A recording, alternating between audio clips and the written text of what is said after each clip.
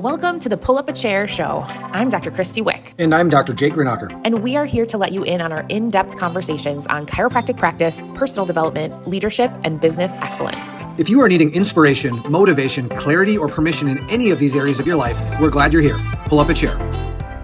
Well, hello, everybody, and welcome, either welcome for the first time or welcome back to the Pull Up a Chair show. Now we have so many of you just listening on your, well, probably not earbuds because you're chiropractors, so your, wired headphones or or whatever it is, because we now are on audio. You can find us on podcast app. I should know this, but I think on Spotify too. I need to ask. I think it's anywhere you'd find a podcast. Probably. Otherwise, if you're joining us on YouTube, hey, what's up? Yeah. So we were just chatting before we hit record, as we do. This is what we do, everybody. We are like, what are we feeling passionate about today? What do we want to share a little bit more on? And we are going to talk today about our trajectory in our career of working on the practice, working in the practice, what percent of each, how does that look in our life? Because we've learned some lessons. We've learned some lessons by getting our butts kicked a few times. And now we're both kind of in a great little upswing of momentum. And so we want to share what has created that momentum and what we've learned. Yeah. I think so much of what we have going on in our world is a pendulum, right? We swing one way and we figure something out like that's up against a wall, and then we swing back the other way. And I think in any type of growth or maturity or whatever you want to call it, you find this medium happy middle ground. And we really want to talk to that today as regards to being in your practice versus on your practice and all those kind of things. Because I think where the pendulum lies is when you get started and you're new in practice, it's like burning the candle at both ends, head down, first one in the office, last one out of the office. You're doing everything, just running a million miles an hour to drive and build and grow your practice. And then I think where a lot of people get to, and you maybe be somewhere in this trajectory, is that you start to swing them the other way. Like, oh my gosh, now I run this operation and I don't have to be there. And you have people and you start to step back more and more and more until maybe you're at some point of like, things aren't going exactly the way I want to, or maybe they went off track, even if it's by 1%. And if it's off track 1% for a year, you pick your head up and you're 50 miles off course, right? So somewhere in there, you probably let the pendulum go. And we want to talk to you today about bringing it back to the middle. Yeah, so I'm trying to figure out how I start my process. I think really the biggest thing that I want to share for my journey is I think we glamorize in chiropractic this thought process of becoming only a chiropractic CEO and not adjusting, like basically retiring yourself from adjusting, and you only are, the CEO of the practice and you have other people in there doing the adjusting. And I've even had like coaches say to me, if you're still adjusting, people are going to see that and they're going to take that as a sign that you're actually not as successful as you say you are. And I'm like, ooh, that's a big jump to make, because I have never not adjusted. So in 17 years, I've always been adjusting, at least some. I have done as little as 2 shifts a week.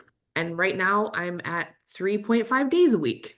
So I'm in the practice for all the shifts that were open. I'm not adjusting the entire shift, every shift, but I'm in the practice for all the shifts that were open. And this is pretty new for me. And honestly, it was sort of a conscious choice, but I'm going to say 50-50. I had an associate leave and I had a couple fresh out of school associates that were hired. And so lots of training needed to happen. And just based on our volume, I needed to step in and I needed to be here. I also visually was seeing things day to day as far as our new patient trends and our marketing thought process. And so I made the decision to turn on some marketing things that we hadn't been done, is some of them never, and some of them we needed to get back to doing. And our new patients are just exploding right now. Like this is the most new patients we've seen ever in practice, actually. And, interestingly enough, it corresponds with the time that I am here all the time. And so I have been just analyzing not to take anything whatsoever away from my amazing team. They are truly amazing humans that care about what we do. They're all in, they want to be here for the big picture of what we can create in our community for health. Like they do amazing things. But there's just something about when you created something, this was my first baby, right? This really is like this is the first thing I ever created before I even created children. And so there's something about the energy that you put in to the trajectory of that. And there's also just something to be said about how you pay attention to trends and things that happen with a different lens that really no one else can put that lens on. It's unique to you. You know what you crafted, you know what your vision is, you know what has happened over the whole course of your practice. And so, really all that to say, it's so important for you to be aware. I think a lot of us can get, lost in that glamour that I was talking about, and we just start to drift towards, I'm just not going to be there.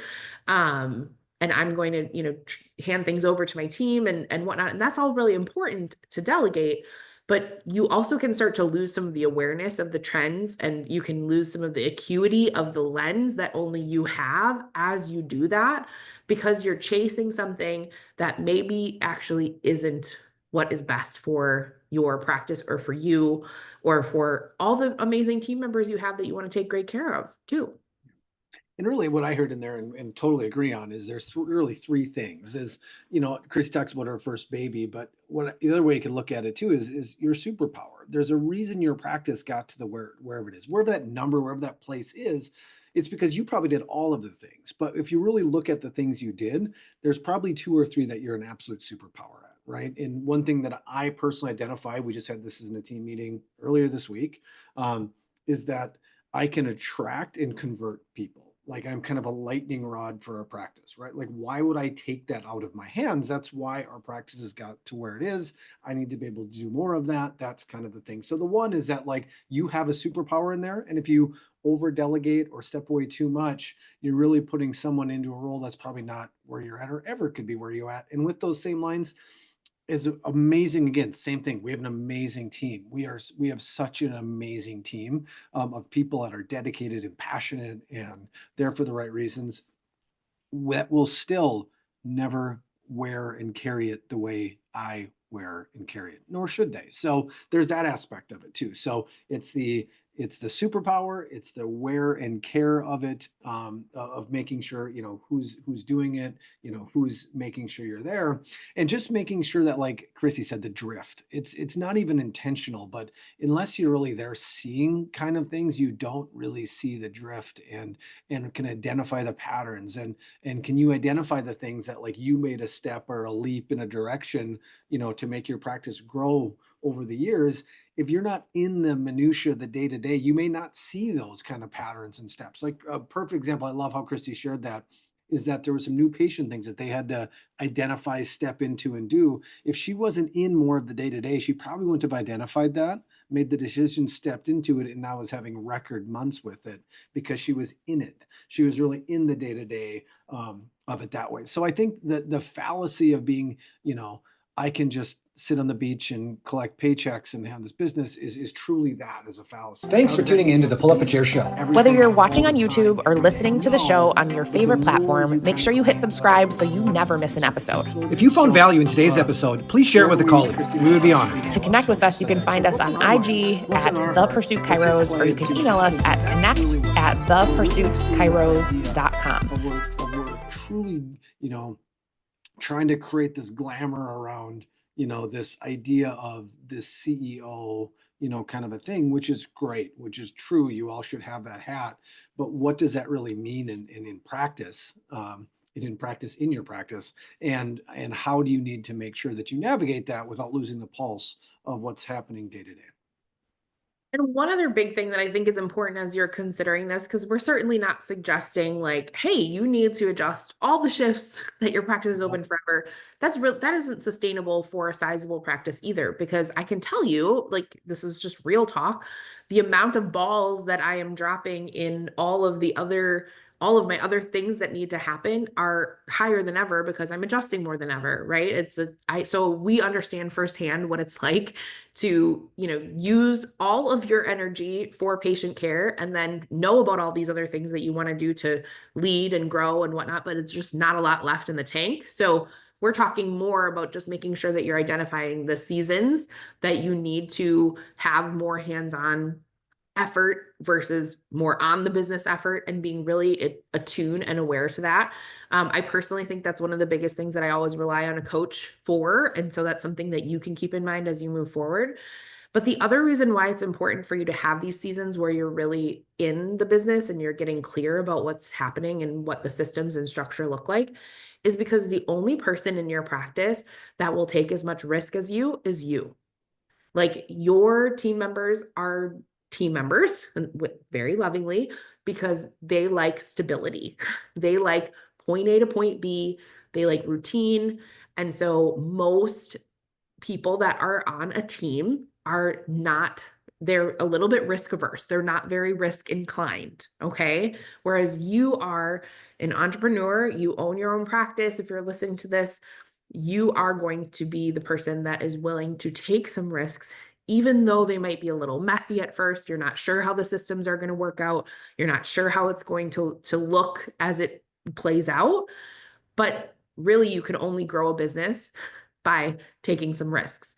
And so if you are not Thanks for tuning in to the Pull Up a Chair Show. Whether you're watching on YouTube or listening to the show on your favorite platform, make sure you hit subscribe so you never miss an episode. If you found value in today's episode, please share it with a colleague. We would be honored. To connect with us, you can find us on IG at The Pursuit Kairos, or you can email us at connect@thepursuitkairos.com. That's another huge reason why you need to have these seasons where you are in the practice, because it is very easy to get complacent and comfortable and just kind of want to ride the wave and not be willing to take those risks. And it's part of your job as a leader to continue to push towards the vision, which oftentimes does require continuous growth and, challenging the status quo and trying things that you haven't tried before. That's what makes your culture and your environment in your place of business different than a job that someone shows up and they do paperwork and they punch a clock and then they leave. That is really the secret sauce, in my opinion, to a growth-based culture. And so you have to be willing to be there physically to help figure all this out and to help push that thought process forward. Couldn't have said it better myself. So just permission to be whatever leader you need to be in your practice, however much you need to be in there. Don't glamorize something else that's not you or something else that sounds great. Just make sure that you're doing it for the right reasons and for you, and you will be there. So permission to be in your practice and on your practice and all of the things. So thank you guys so much for joining us on this episode of Pull Up a Chair. We can't wait to see you next time. Thanks for tuning in to the Pull Up a Chair Show. Whether you're watching on YouTube or listening to the show on your favorite platform, make sure you hit subscribe so you never miss an episode. If you found value in today's episode, please share it with a colleague. We would be honored. To connect with us, you can find us on IG at The Pursuit Kairos, or you can email us at connect@thepursuitkairos.com.